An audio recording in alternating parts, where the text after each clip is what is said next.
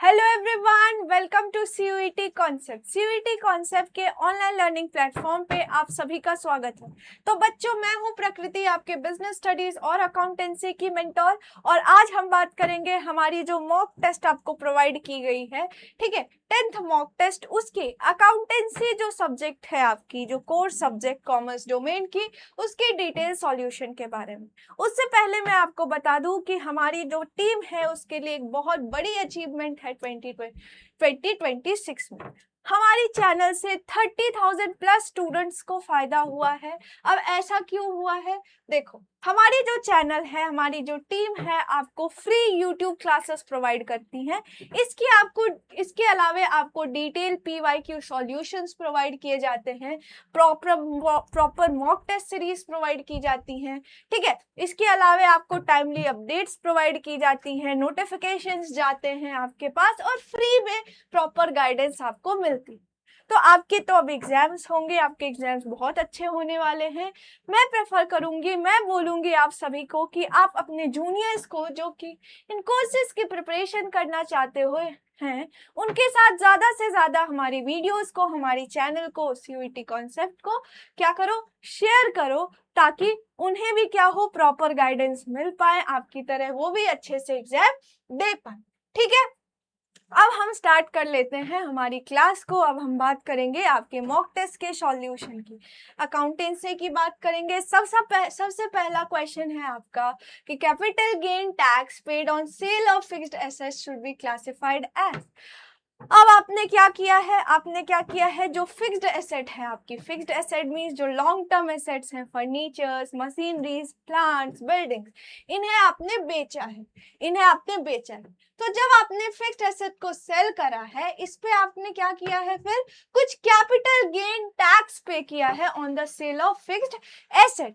तो ये जो कैपिटल गेन टैक्स आपने पे किया है फिक्स्ड एसेट के सेल करने पे, तो इसे हम क्या क्लासिफाई करेंगे, कहाँ लिखेंगे, इसे हम क्या बोलेंगे?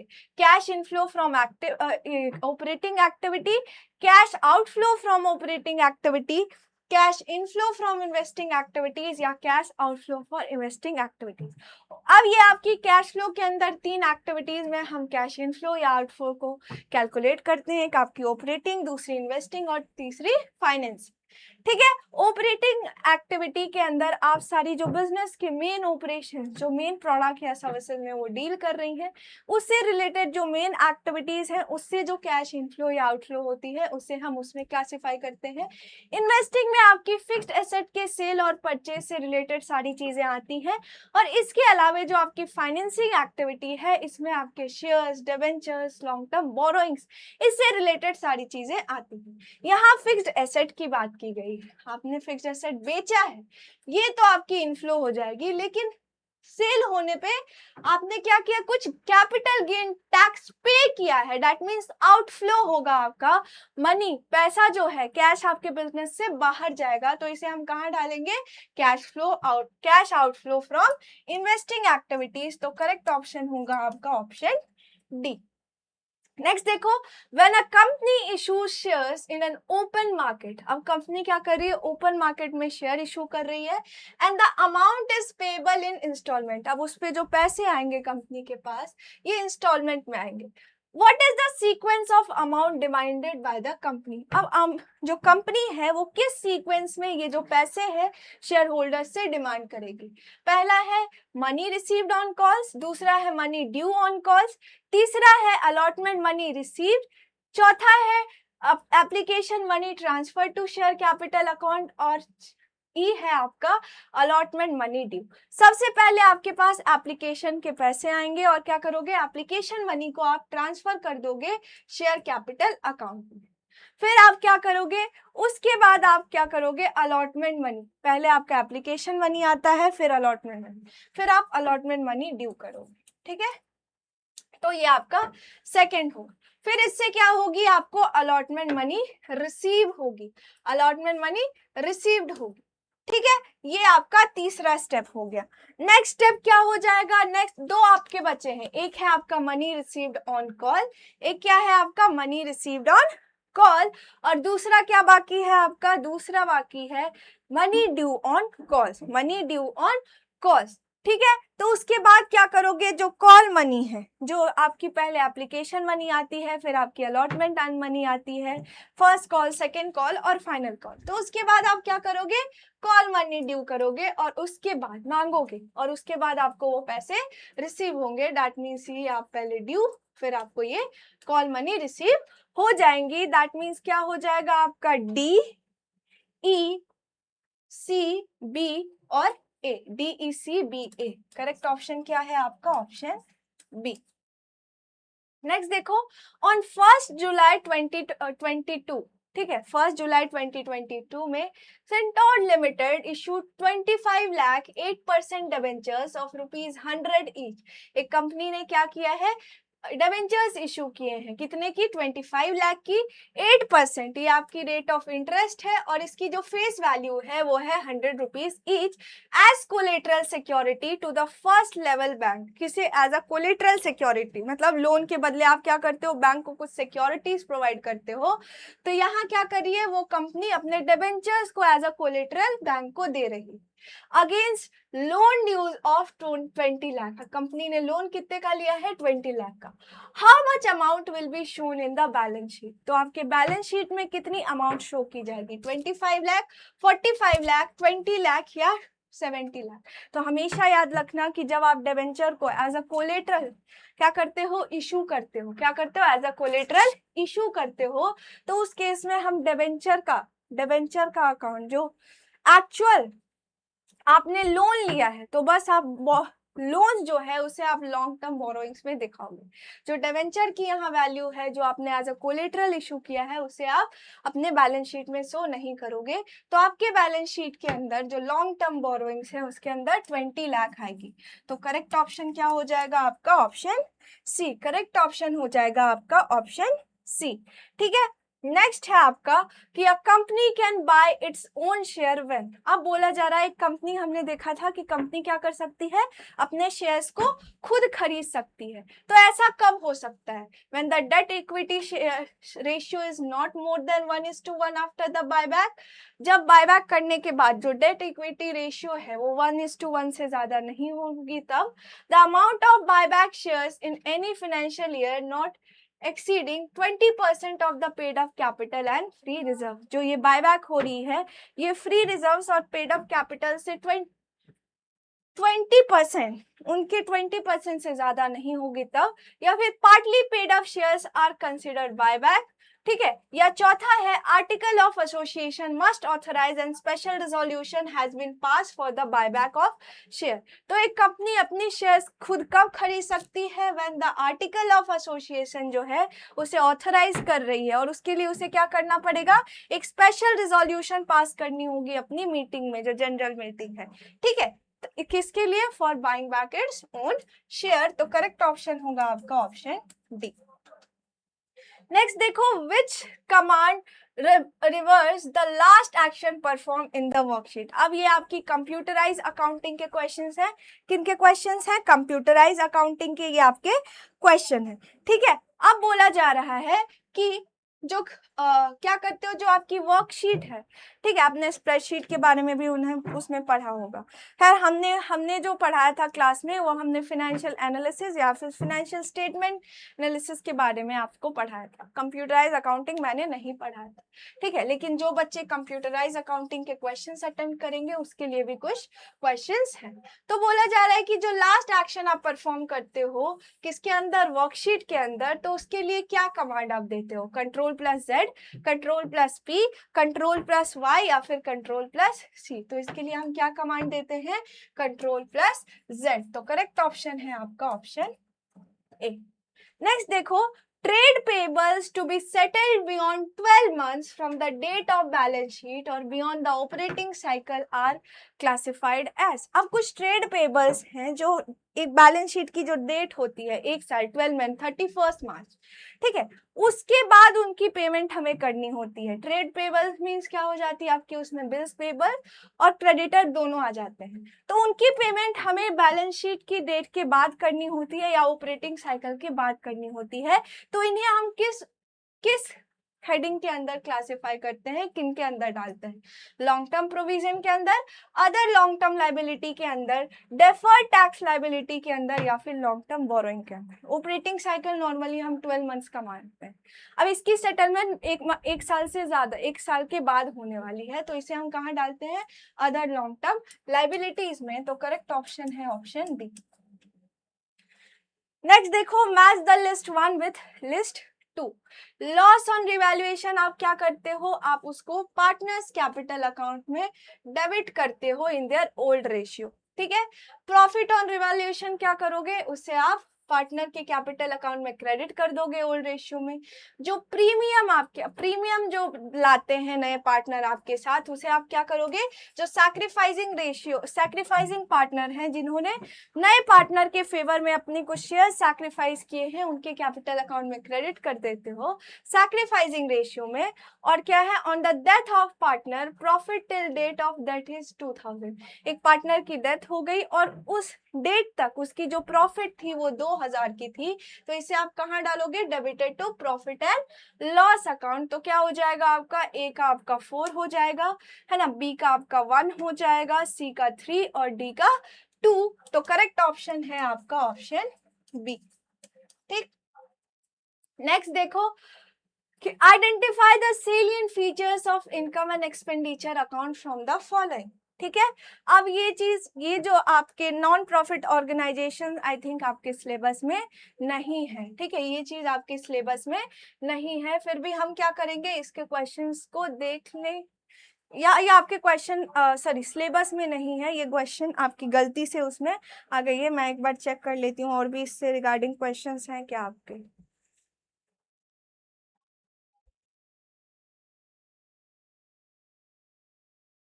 कोई बात नहीं, इतना देखने से अच्छा हम क्या कर लेते हैं, ये क्वेश्चन को कर लेते हैं, ठीक है। अब क्या है कि identify the salient features of income and expenditure account from the following. अब आपने नॉन प्रॉफिट ऑर्गेनाइजेशन के अंदर क्लास 12 में पढ़ा होगा, इनकम एंड एक्सपेंडिचर अकाउंट बनाते हैं, इसके क्या क्या फीचर्स होते हैं। पहला है, it is prepared on accrual basis, इसे हम अक्रूवल बेसिस पे बनाते हैं, तो ये बिल्कुल सही है। नेक्स्ट है, includes both revenue and capital items, तो ऐसा नहीं होता है। नेक्स्ट है, it is prepared after taking into account the additional information regarding outstanding prepaid expenses and depreciation। इसे एडजस्टमेंट में कुछ चीजें दी रहती है, उसे कंसिडर करने के बाद हम बनाते हैं, तो ये बिल्कुल सही है। नेक्स्ट है, इट रिजल्ट्स इन सरप्लस और डेफिसिट, ये भी सही है। और लास्ट है, it is prepared with the help of receipt and payment account, तो ये भी सही है। तो करेक्ट ऑप्शन क्या हो जाएगा आपका, करेक्ट ऑप्शन हो जाएगा ए, सी, डी और ई। तो करेक्ट ऑप्शन है आपका ऑप्शन डी। हालांकि आपके सिलेबस में नहीं है तो आप इसे स्किप कर सकते हो। नेक्स्ट है कि identify the term that is used to show the amount received as per as the will of a deceased person. अब बोला जा रहा है, ये भी आपके उसी का है एनपीओ का, कि क्या होता है, जो डिसीज पर्सन है वो अपने विल से, ठीक है, अपने विल से मतलब वॉलंटरली क्या करते हैं, कुछ अमाउंट देते हैं, ठीक है, कुछ अमाउंट देते हैं, तो उसके लिए हम क्या टर्म यूज करते हैं, specific donations, life membership fee, subscription या फिर लीगेसीज। तो इसके लिए हम एक टर्म यूज करते हैं, क्या टर्म है वो, लीगेसीज, ठीक है, इसे भी आप स्किप कर सकते हो। नेक्स्ट है, separate disclosure of cash flow arising from financial activities is important because cash flow के अंदर हम क्या करते हैं, 3 एक्टिविटीज के अंदर सारे कैश इनफ्लोज को आउटफ्लोज को डिवाइड करते हैं। तो जो सेपरेट डिस्क्लोजर होती है फाइनेंसिंग एक्टिविटी से जो कैश फ्लो हो रहे हैं उसके, तो ये करना हमारे लिए क्यों जरूरी है। पहला है, it helps in identifying the investment activities, इससे हमें इन्वेस्टमेंट एक्टिविटीज का पता चलता है। It helps in gaining investing activities, तो ये इन्वेस्टिंग एक्टिविटीज की तो ये बात ही नहीं करती है। It helps in making investment decision, इसमें सारी इन्वेस्टिंग एक्टिविटीज की बात की गई है। लेकिन फाइनेंशियल एक्टिविटी के अंदर हम कैसे कैपिटल रेज करते हैं, फंड रेज करते हैं through issue of shares, debentures, है ना, इन सारी चीजों की बात हम करते हैं, या फिर लॉन्ग टर्म बोरोइंग्स की। तो it is useful in predicting claims on future cash flows by provider of funds to the enterprise. तो ये क्या बताता है कि फ्यूचर में, फ्यूचर कैश फ्लोज में कितना क्लेम हो सकता है उन इन्वेस्टर्स का, इनका पता हमें इससे चलता है। तो करेक्ट ऑप्शन क्या हो जाएगा आपका ऑप्शन डी। नेक्स्ट देखो, read the following facts about the admission of a partner. Admission of the partner जो है उसके रिगार्डिंग आपको कुछ फैक्ट्स दिए गए हैं, आपको इनमें से करेक्ट आंसर चूज करना है। A new partner acquires he share from the old partner that reduces the old partner share in profit. एक नया पार्टनर क्या कर सकता है, पुराने पार्टनर से कुछ शेयर्स एक्वायर कर सकता है और इससे उनकी शेयर्स क्या है, रिड्यूस हो जाती है। तो ये बिल्कुल सही। The partners capital must be adjusted so as to be the proportionate to their new profit sharing ratio। तो ऐसा भी होता है। नेक्स्ट है, assets and liabilities may be revalued and reassessed on the admission of a partner। क्या करते हैं हम, आपने देखा होगा कि रीवैल्यूएशन के अंदर हम क्या करते हैं, रीवैल्यूएशन अकाउंट बनाते हैं। क्या करते हैं, रीवैल्यूएशन अकाउंट बनाते हैं। ठीक है, नेक्स्ट है आपका ये भी सही है आपका। ठीक है, ये स्टेटमेंट अगर ऐसे देखें तो सही। अब इसमें से आपको करेक्ट आंसर चूज करना है। नेक्स्ट है, adjustment of reserves and accumulated profit, sorry, adjustment of reserves and accumulated profits और लॉसेस इज डन। इसके रिगार्डिंग भी जो जनरल रिजर्व हो गई या पीएल की डेबिट या क्रेडिट बैलेंस हो गई, इसके रिगार्डिंग भी हम एडजस्टमेंट करते हैं, है ना। नेक्स्ट है, profit sharing ratio of the existing partner में change on the admission of new partner. अब किसी पार्टनर, अब कोई नया पार्टनर आता है तो इससे क्या होता है, जो पुराने पार्टनर्स हैं या फिर जो सारे पार्टनर अब बिजनेस को करेंगे, क्या होता है, जो पुराने पार्टनर्स हैं उनकी प्रॉफिट शेयरिंग रेशियो चेंज हो जाती है। अब एक नई रेशियो के बेसिस पे वो क्या करेंगे, अपने प्रॉफिट या लॉसेस को डिवाइड करेंगे। तो ये तो बिल्कुल सही है, वो एक्वायर कर सकता है, लेकिन कैपिटल एडजस्टमेंट हर केस में नेसेसरी नहीं है। नेक्स्ट क्या है, एसेट्स और लाइबिलिटीज की रिवैल्यूएशन होनी ही है, ये तो जरूरी है। इसका एडजस्टमेंट भी होना जरूरी है और प्रॉफिट शेयरिंग रेशियो भी चेंज हो सकती है। तो करेक्ट ऑप्शन क्या हो जाएगा, ए, सी, डी एंड ई ओनली। तो करेक्ट ऑप्शन है ऑप्शन डी। नेक्स्ट देखो, match the list 1 with list 2। Interest on capital हम कब प्रोवाइड करेंगे, जब हमारी पार्टनरशिप डीड में स्पेसिफाइड हो। याद करो कि अगर पार्टनरशिप डीड में दी गई है सारी चीजें तब तो सही है। अगर कुछ भी चीजें स्पेसिफाइड नहीं हो तो हम इंडियन पार्टनरशिप एक्ट के प्रोविजंस को फॉलो करते हैं, जो बोलती है कि अगर पार्टनरशिप डीड में स्पेसिफाई हो कि इंटरेस्ट ऑन कैपिटल देना है तब तो सही है। अगर स्पेसिफाइड ना हो, अगर ये पॉइंट साइलेंट हो, तो उस केस में हम इंटरेस्ट ऑन कैपिटल प्रोवाइड नहीं करते हैं। गेनिंग रेशियो क्या होता है, गेनिंग रेशियो क्या होता है। नेक्स्ट है आपका सैक्रिफाइसिंग रेशियो क्या होता है, और तीसरा है आपका revaluation of assets and liabilities, revaluation of asset and liabilities. ठीक है, तो गेनिंग रेशियो में क्या हो जाएगा, आपके जो कंटिन्यूइंग पार्टनर्स हैं, सारी चीजें सही से नहीं दी गई है, तो गेनिंग रेशियो क्या होता है कि मान लो कोई पार्टनर रिटायर कर गया, ठीक है, रिटायर कर गया, ठीक, तो वो तो सैक्रिफाइस, वो अपना शेयर सैक्रिफाइस करके जा रहा है। बाकी जो पार्टनर्स हैं उनकी शेयर ऑफ प्रॉफिट बढ़ जाती है तो वो गेन करते हैं, तो ये आपके गेनिंग में आ जाएंगे। सैक्रिफाइसिंग पार्टनर, जो पुराने पार्टनर हैं, अगर एक नया पार्टनर हमारी फर्म में आ जाए तो इसकी वजह से क्या होता है, जो पुराने पार्टनर हैं उन्हें अपनी शेयर्स का कुछ पार्ट नए पार्टनर के फेवर में सैक्रिफाइस करना होता है। तो वो आप कब होता है, एडमिशन के टाइम। और revaluation of assets and liabilities, इसकी जो प्रॉफिट और लॉसेस होती हैं ये ओल्ड प्रॉफिट शेयरिंग रेशियो में हम डिस्ट्रीब्यूट करते हैं। तो ए का आपका 4 हो गया, बी का आपका 3 हो गया, सी का 1 और डी का 2। तो करेक्ट ऑप्शन है आपका ऑप्शन डी। नेक्स्ट देखो, identify the ratio which is not computed for evaluating solvency of the business. अब इसमें से कौन सी रेशियो जो है आपकी सॉल्वेंसी रेशियो के अंदर नहीं आती है। सॉल्वेंसी रेशियो हम क्यों कैलकुलेट करते हैं, सॉल्वेंसी रेशियो हम कैलकुलेट करते हैं एसेस करने के लिए कि हमारी जो बिजनेस है, जो कंपनी है, वो अपने लॉन्ग टर्म कमिटमेंट्स या लॉन्ग टर्म लाइबिलिटीज को मीट कर पाएगी कि नहीं, वो जो प्रिंसिपल अमाउंट या फिर इंटरेस्ट पेमेंट टाइमली कर पाएगी कि नहीं। ठीक है, तो इसमें हम लॉन्ग टर्म लाइबिलिटीज की बात करते हैं। वहीं शॉर्ट टर्म लाइबिलिटीज की बात आए तो किसकी बात आती है, लिक्विडिटी रेशियो। तो कौन सी जो चीजें हैं आपकी सॉल्वेंसी रेशियो के अंदर, कौन सी रेशियो नहीं आती, डेट इक्विटी तो आता है, प्रोप्राइटरी रेशियो भी आता है, इंटरेस्ट कवरेज रेशियो भी आता है, लेकिन ऑपरेटिंग प्रॉफिट जो है, ऑपरेटिंग रेशियो जो है, ये आपकी प्रॉफिटेबिलिटी रेशियो के अंदर आती होती है, ना कि इंसॉल्वेंसी रेशियो के अंदर। इसके अंदर हम क्या करते हैं, जो प्रॉफिटेबिलिटी रेशियो है उसमें हम बिजनेस के प्रॉफिट के बारे में क्या करते हैं, उसे एसेस करते हैं कि हमारी बिजनेस कितने अच्छे तरीके से रिसोर्सेज का यूज करके प्रॉफिट कमा रही है, तो वो आपकी प्रॉफिटेबिलिटी रेशियो के अंदर आएगी, ना कि इंसॉल्वेंसी रेशियो के अंदर। नेक्स्ट देखो कि C limited made a profit of 10,000 after charging depreciation. अब आपको नेट प्रॉफिट दी गई है सी लिमिटेड की, कितनी है, अरे हाँ कितनी है, 10,000। 10,000 क्या क्या इसमें चार्ज हुआ है, डेप्रिसिएशन, तो इसे आप ऐड करोगे क्योंकि ये क्या है, ये अच्छा ये सारी चीजें दी गई हैं। आपको क्या कैलकुलेट करना है, cash flow from operating activity. तो सबसे पहले हम क्या करते थे, जो नेट प्रॉफिट, जो डिफरेंस आती थी प्रॉफिट की, उसमें नॉन कैश आइटम ऐड करते थे, एक्स्ट्रा ऑर्डिनरी आइटम। तो नॉन कैश में आपका डेप्रिसिएशन आएगा। फिर ट्रांसफर टू जनरल रिजर्व, ये भी आपकी ऐड होगी 3,000, है ना।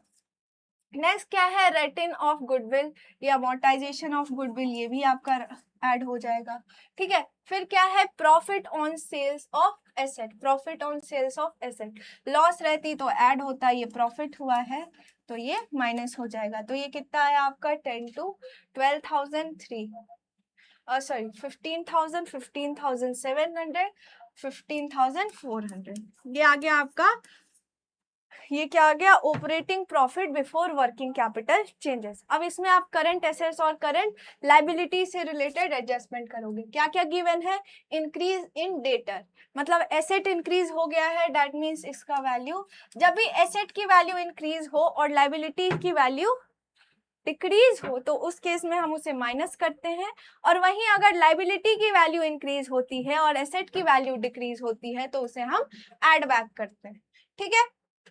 तो इंक्रीज इन डेटर तो आप 300 plus, increase in creditor that means current liability की वैल्यू इंक्रीज की गई है तो आप इसे सॉरी ऐड करोगे, ये मैंने गलती से 600,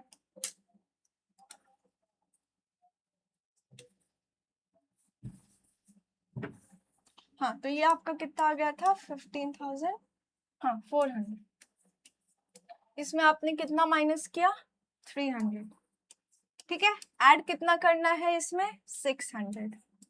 फिर क्या है, increase in prepaid expenses, prepaid expenses जो है आपकी, ये एसेट है, ये इंक्रीज हो गए, दैट मींस ये आप ऐसे माइनस करोगे, है ना। Decrease in outstanding expenses, liability आपकी डिक्रीज हो गई तो इसे भी आप माइनस करोगे, तो कितना आएगा, 15,400, 15,100, 15,700, 700, 15,680, 680 और 15,004 minus 200, that means 15,480,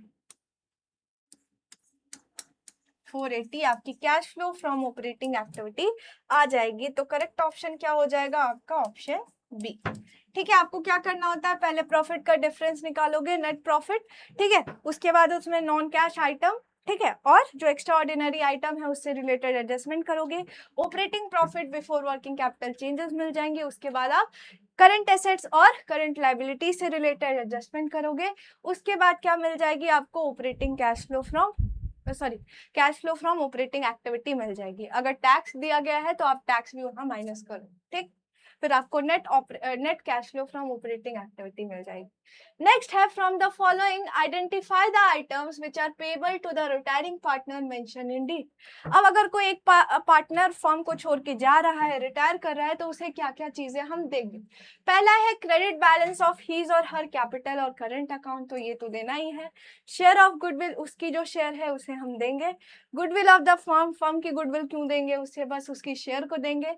share in revaluation gain और लॉस, ये भी होगा, ठीक है, और शेयर इन एक्यूमुलेटेड प्रॉफिट, तो ये सारी ही चीजें मिलेंगी, बस आपको फर्म की गुडविल उसे नहीं देनी है। फर्म की गुडविल क्यों देंगे, बाकी भी तो पार्टनर्स हैं, तो क्या हो जाएगा, ए बी डी और ई, तो करेक्ट ऑप्शन क्या है आपका, ऑप्शन बी। नेक्स्ट क्या है, which of the following will be added to operating profit before working capital changes while preparing cash flow statement from indirect method. अब कौन कौन सी चीज को आप operating profit before working capital changes जो आपकी आई है उसमें क्या करोगे, ऐड बैक करोगे। कब, जब आप कैश फ्लो स्टेटमेंट बना रहे हो इनडायरेक्ट मेथड से। ये करंट लायबिलिटीज और करंट एसेट्स की एडजस्टमेंट हम करते हैं जब हमें operating profit before working capital changes मिल जाती है, ताकि हमें net cash flow from operating activity मिल जाए। अगर आपकी करंट एसेट्स की वैल्यू डिक्रीज हो रही है या करंट लायबिलिटी की वैल्यू इंक्रीज हो रही है तो आप इसे क्या करते हो, एड बैक करते हो। वहीं अगर आपकी करंट लायबिलिटी की वैल्यू डिक्रीज हो रही है और करंट एसेट्स की वैल्यू इंक्रीज हो रही है तो आप क्या करते हो, इसे माइनस करते हो। तो इसका उल्टा केस है। तो increase in trade receivables by 80,000 मतलब ये करंट एसेट्स आपकी इंक्रीज कर रही है, तो इससे आप क्या करोगे, माइनस करोगे, इससे आप माइनस करोगे, ठीक है, ये आपकी माइनस हो जाएगी। डिक्रीज इन इन्वेंट्री क्या होगी, by 50,000, that means current assets आपकी डिक्रीज हो रही है, करंट एसेट डिक्रीज हो रही है तो ये आप एड बैक करोगे। नेक्स्ट है इंक्रीज इन प्रीपेड एक्सपेंसेस, जो एसेट्स है ये आपकी इंक्रीज हो रही है, दैट मीन्स डिक्रीज हो रही है, तो करंट एसेट्स आप क्या करोगे,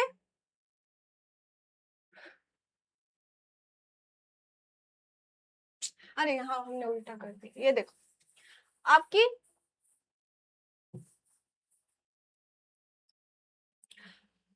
करंट एसेट जो है यहाँ इंक्रीज कर रही है, करंट एसेट्स इंक्रीज कर रही है, दैट मीन्स ये आपकी माइनस होगी, ठीक है। नेक्स्ट है डिक्रीज इन इन्वेंट्री, ठीक है, यहाँ करंट एसेट आपकी डिक्रीज हो रही है तो ये आप इसे एड बैक करोगे क्योंकि करंट एसेट जो है आपकी डिक्रीज हो रही है। नेक्स्ट है इंक्रीज इन प्रीपेड एक्सपेंसेस, ये आपकी इंक्रीज हो रही है तो इसे आप क्या करोगे, माइनस करोगे, ठीक है, इसे माइनस करोगे, ठीक है। और डिक्रीज इन ट्रेड पेबल्स, इसे भी क्योंकि आपकी करंट लायबिलिटीज माइनस हो रही है तो आप इसे डिक्रीज हो रही है तो माइनस करोगे। तो एड बैक क्या करोगे, जब हमारी करंट एसेट्स की वैल्यू डिक्रीज होगी या करंट लायबिलिटीज की वैल्यू इंक्रीज होगी, ठीक है, तो बस आप क्या करोगे, उससे एड बैक करोगे। तो करेक्ट ऑप्शन हो जाएगा आपका ऑप्शन बी। नेक्स्ट देखो, on R's retirement the amount payable to him after adjustment work out to be 60,000। अब आर की रिटायरमेंट हो रही है, वो फर्म को छोड़ के जा रहा है, अब उसे जो एक्चुअल अमाउंट पे करना है सारे एडजस्टमेंट के बाद वो हमें 60,000 करना है, but the remaining partners P and Q agreed to pay him 75,000। लेकिन पी और क्यू जो रिमेनिंग पार्टनर्स थे उन्होंने एग्री किया कि उसे हम 75,000 पे करेंगे in full settlement of his claim. Identify the term which represent 15,000 extra that is paid to R। अब हमने देखा कि R को हमें पे तो एक्चुअली 60,000 करना था, लेकिन पार्टनर्स ने 75,000 पे किया है, तो ये 15,000 जो ज्यादा हमने पे किया है पार्टनर्स ने, इसके लिए हम क्या टर्म यूज करेंगे, इसे हम क्या बोलेंगे, share in profit, hidden goodwill, interest on his capital या कंपनसेशन ऑफ पास्ट वर्क। तो इसे हम क्या बोलते हैं, हिडन गुडविल। तो करेक्ट ऑप्शन है आपका ऑप्शन बी। नेक्स्ट देखो, a part of fixed asset costing 2 lakh, book value 1,50,000 was sold at the gain of 10,000। How will be it affect the cash flow statement. अब बोला जा रहा है एक फिक्स्ड एसेट का पार्ट है जिसकी कॉस्ट है 2 लाख की, बुक वैल्यू है इसकी 1,50,000 की, 1,50,000 की, ठीक है, इसे हमने क्या किया है, बेचा है 10,000 के गेन पे। तो how will this affect the cash flow statement. तो ये कैसे कैश फ्लो स्टेटमेंट को अफेक्ट करेगी, मतलब यहाँ सबसे पहले तो हमने एसेट को सेल किया है, एसेट को हमने सेल किया है, बेचा है, तो इससे क्या होगी, एसेट से रिगार्डिंग सारी चीजें आपकी इन्वेस्टिंग एक्टिविटी में आती थी, तो जब हमने सेल किया है तो कैश इनफ्लो होगा, पैसे हमारे पास आएंगे। तो ये जो आपका 1,60,000 है ये आपके इन्वेस्टिंग एक्टिविटी के अंदर क्या हो जाएगा, कैश इनफ्लो। और ये जो आपकी गेन हुई है 10,000 की, जो गेन हुई है आपने इस एसेट को बेचा है, इसे आप ऑपरेटिंग एक्टिविटी के अंदर क्या करोगे, माइनस करोगे एज एन आउटफ्लो। तो क्या हो जाएगा आपका correct option inflow 160,000 in investing activity and add 10,000 in operating activity. Inflow 1,60,000 in investing activity and less 10,000 in operating activity. Inflow 2,10,000 in investing activity and add 10,000 in operating activity. या फिर inflow 2,10,000 in investing activity and less 10,000 in operating activity. तो इसका क्या effect होगा? 1,60,000 आपकी inflow होगी किसके अंदर? इन्वेस्टिंग एक्टिविटी के अंदर, और 10,000 आप माइनस करोगे गेन को किसके अंदर? ये आपकी एक्स्ट्रा ऑर्डिनरी आइटम है ना, ये एक्स्ट्रा ऑर्डिनरी आइटम है, इसे आप ऑपरेटिंग एक्टिविटी के अंदर माइनस करोगे। तो करेक्ट ऑप्शन है आपका ऑप्शन बी। नेक्स्ट देखो, complete the sequence where interest on capital have to be provided as per partnership deed but available profit are not sufficient to provide full amount of interest on capital। आपको क्या करना है? आपकी जो partnership deed है उसमें लिखी गई है कि आपको क्या करना है? पार्टनर को इंटरेस्ट ऑन कैपिटल प्रोवाइड करनी है, इंटरेस्ट ऑन कैपिटल प्रोवाइड करनी है, लेकिन आपके पास जो है एप्रोप्रिएट प्रॉफिट नहीं है, मतलब उतनी प्रॉफिट नहीं है कि आप क्या कर पाओ, अपने पार्टनर को कैपिटल प्रोवाइड कर पाओ, इंटरेस्ट प्रोवाइड कर पाओ, क्योंकि इंटरेस्ट आपकी प्रॉफिट से ज्यादा हो रही है। तो आपको क्या करना है? सीक्वेंस बताना है कि कैसे वो फर्म क्या करेगी, अपने पार्टनर को इंटरेस्ट ऑन कैपिटल पे करेगी। क्या है? If it is appropriation, calculate interest on capital for all partners at the given time. दूसरा है divide the available amount in the capital ratio among the partners. तीसरा है आपका calculate ratio between capital of partner, और D है आपका consider the partnership deed and decide whether the interest on capital is a charge or appropriation। और चौथा है कि कंसिडर द अवेलेबल प्रॉफिट। तो सबसे पहले हम पार्टनरशिप डीड को देखेंगे कि ये जो इंटरेस्ट ऑन कैपिटल है ये चार्ज है, मतलब मैंडेटरी है, या फिर एप्रोप्रिएशन ऑफ प्रॉफिट है। मीन जब प्रॉफिट होना है तभी हम प्रोवाइड करेंगे, लॉस के केस में हम इसे प्रोवाइड नहीं करेंगे। तो सबसे पहला स्टेप होगा आपको ये देखना पार्टनरशिप डीड में। उसके बाद क्या करोगे? अगर आपको पता चल गया कि ये एप्रोप्रिएशन है, मतलब प्रॉफिट होना है, तभी आपको ये देना है, मैंडेटरी नहीं है, तो आप क्या करोगे? कैलकुलेट करोगे interest on capital for given partner, जिनके पार्टनर्स हैं उनके लिए। तो सेकेंड स्टेप आपका ये हो जाएगा। नेक्स्ट क्या करोगे आप कि कितनी प्रॉफिट आपके पास अवेलेबल है उसे देखोगे। तो थर्ड आ जाएगा आपका कंसिडर द अवेलेबल प्रॉफिट। उसके बाद आप क्या करोगे? जो पार्टनर्स के कैपिटल हैं, ठीक है, उनके बीच क्या करोगे? रेशियो कैलकुलेट करोगे।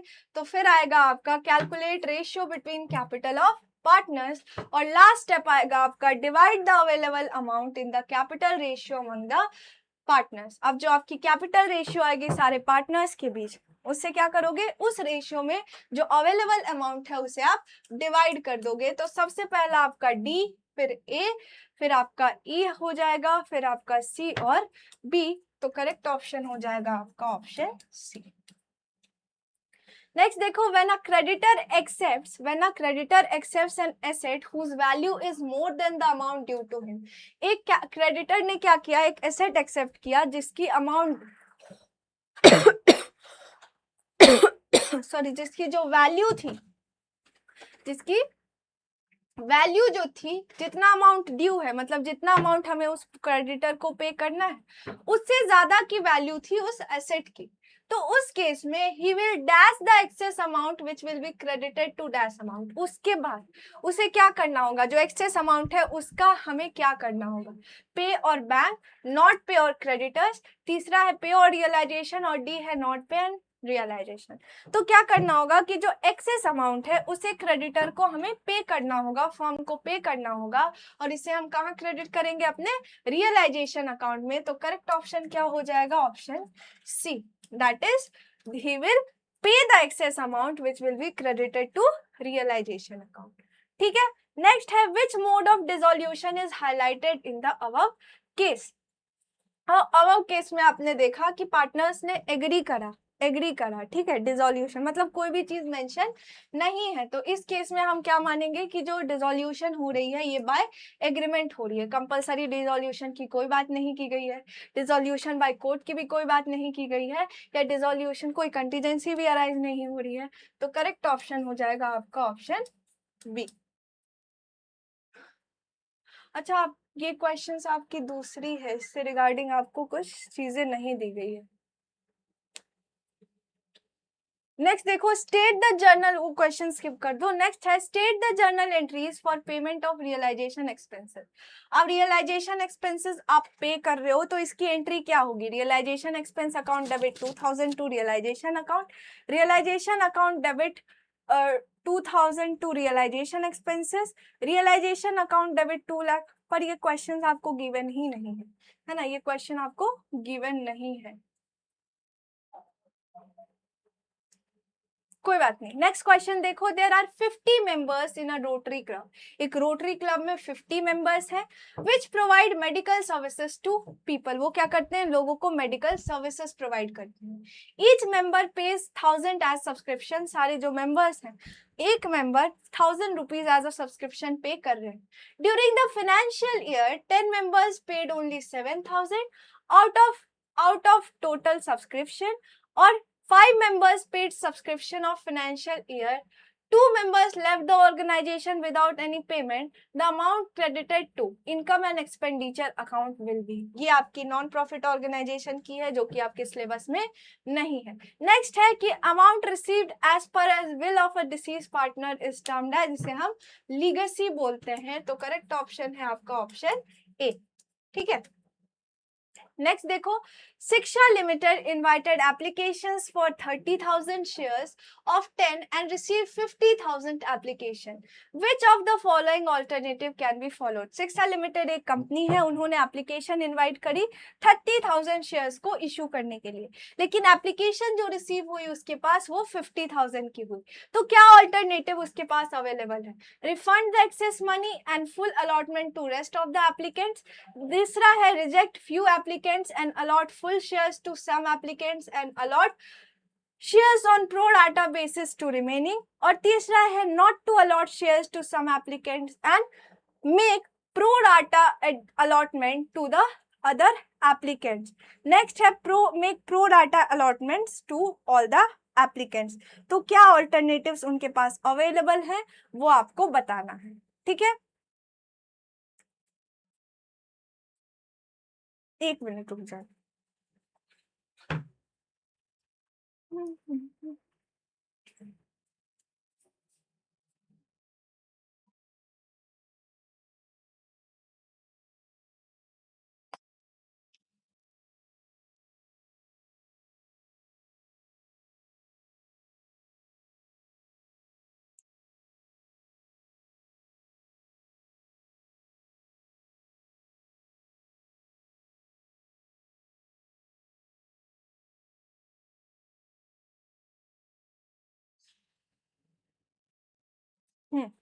तो कौन से ऑल्टरनेटिव्स उसके पास हैं, क्या क्या ऑप्शंस? तो सबसे पहला है कि एक्सेस अमाउंट वो रिफंड कर सकती है और बाकी जो अलॉटमेंट है वो रेस्ट ऑफ द एप्लीकेंट्स को कर सकती है। ठीक है, तो ये भी सही हो सकता है, ऐसा भी वो कर सकती है। फिर बोला जा रहा है कि फ्यू एप्लीकेशंस, थोड़े एप्लीकेशन वो रिजेक्ट करेगी और बाकी को वो क्या कर देगी? शेयर्स अलॉट कर देगी। कुछ को फुल शेयर अलॉट करेगी और कुछ लोगों को प्रो राटा बेसिस पे एडजस्ट कर देगी, ये भी हो सकता है। तीसरा है not to allot shares to some applicants and make pro rata allotment to other applicants, ऐसा भी हो सकता है। और डी है make pro rata allotment to all applicants. तो ये सारे ही ऑल्टरनेटिव्स उसके पास अवेलेबल हैं। तो करेक्ट ऑप्शन क्या हो जाएगा आपका? Option D. ठीक है, नेक्स्ट देखो, Devdutt withdraws 5,000 at the end of each quarter for 6 months. अब बोला जा रहा है कि देवदत्त कौन है? देवदत्त एक मतलब मान लो एक पार्टनर है, वो क्या कर रहा है? वो हर मंथ 6 मंथ तक क्या कर रहा है? हर क्वार्टर में eight the end of each quarter वो क्या कर रहा है? 5,000 ड्राइंग्स कर रहा है। ड्राइंग्स कर रहा है मतलब पैसे निकाल रहा है अपने पर्सनल यूज के लिए, अपने पर्सनल यूज के लिए ड्राइंग्स वो कर रहा है। ठीक है, आपको क्या बताना है कि interest on drawing will be charge at 10% per annum. अब इंटरेस्ट ऑन ड्राइंग जो है वो कितने की है? आपकी 10% पर एनम की। ठीक है, और आपको क्या बताना है कि इंटरेस्ट ऑन ड्राइंग उसकी कितनी होगी? इंटरेस्ट ऑन ड्राइंग उसकी कितनी होगी? ऑप्शंस क्या क्या हैं आपके पास? 375, 250, ठीक है, 675 और ये आप यहाँ पे 125। ठीक है, ये आपके ऑप्शंस अवेलेबल हैं। अब आपको पता है कि कितने उसके होंगे। ठीक है, और हर क्वार्टर के एंड पे, हर क्वार्टर के एंड पे 4 क्वार्टर है, 4.5 है ना। 1 मिनट रुक जाना।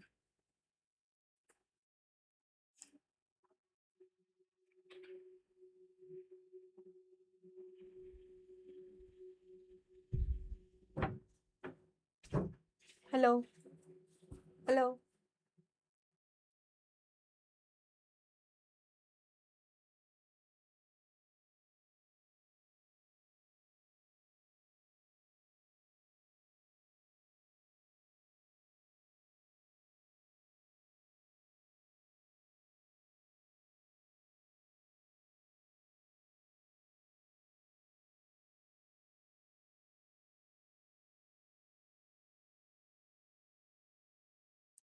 हेलो।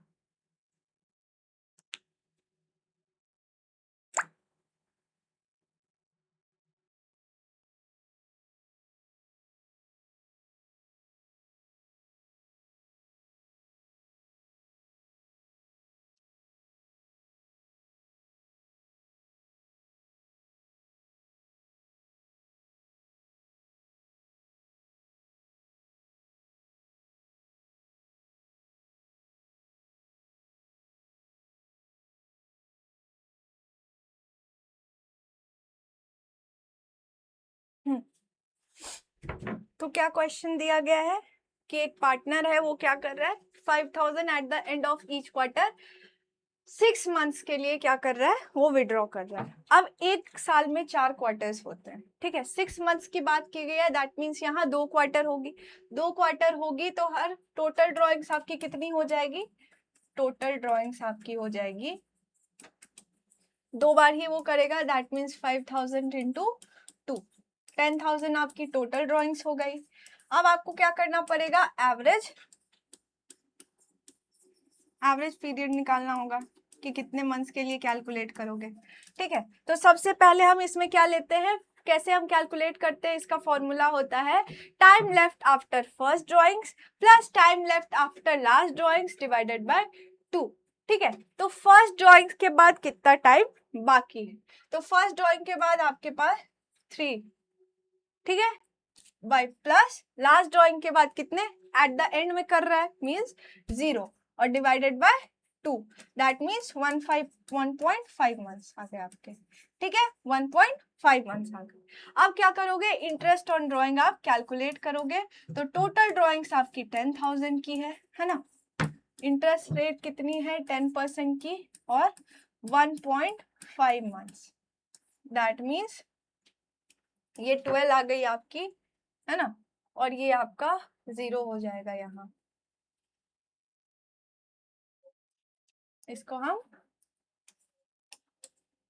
हम कैलकुलेट कर लेते हैं एक बार। हो गया? हाँ सर, ये लास्ट क्वेश्चन, इसको एक बार कैलकुलेट।